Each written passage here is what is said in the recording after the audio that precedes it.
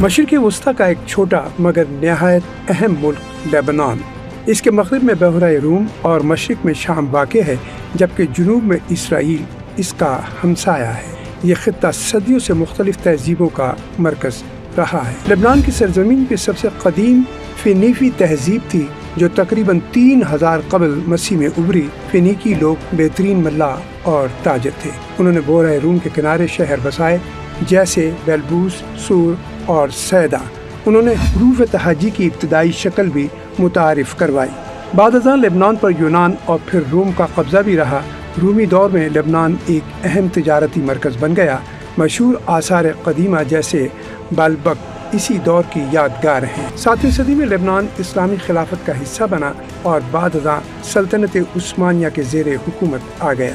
اس دور میں مختلف مذہبی گروہ، مسلمان، عیسائی اور دروز ساتھ رہتے تھے۔ مقامی خود مختاری کا ایک منفرد نظام بھی موجود تھا۔ پہلی جنگ عظیم کے بعد لبنان فرانس کے زیر انتظام آ گیا۔ 1920 میں جدید لبنان کی بنیاد رکھی گئی۔ 1943 میں لبنان نے آزادی حاصل کی۔ 1975 سے 1990 کی دہائی تک جدید تاریخ کا سب سے تاریک باب لبنان کی خانہ جنگی ہے۔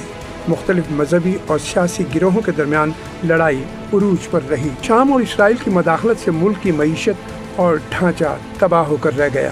جنگ کے بعد لبنان نے بحالی کی کوشش کی، مگر آج بھی اسے کئی مسائل درپیش ہیں۔ سیاسی عدم استحکام، معاشی بحران، علاقائی کشیدگی، خصوصاً حزب اللہ کا کردار قابل ذکر ہے۔ لبنان کی جغرافیائی اہمیت بہت زیادہ ہے۔ بحیرہ روم کے کنارے پر ہونے سے لبنان تجارتی لحاظ سے اہم ملک ہے۔ پہاڑی سلسلے جیسے لبنان ماؤنٹین رینج قدرتی دفاع فراہم کرتے ہیں۔ یہ مشرق اور مغرب کے درمیان ایک پل کی حیثیت رکھتا ہے۔ لبنان کو مشرق کا پیرس بھی کہا جاتا ہے، خصوصاً اس کا دارالحکومت بیروت اپنی ثقافت، تعلیم اور فنون لطیفہ کے لیے مشہور ہے۔ یہاں مختلف مذاہب اور فرقے آباد ہیں۔ یہی تنوع اس کی طاقت بھی ہے اور کمزوری بھی۔ لبنان ایک ایسا ملک ہے جہاں تاریخ، جغرافیہ اور سیاست آپس میں جڑے ہوئے ہیں۔ اس کی سرزمین نے عظیم تہذیبوں کو جنم دیا، مگر جدید دور میں اسے اندرونی اور بیرونی چیلنجز کا سامنا ہے۔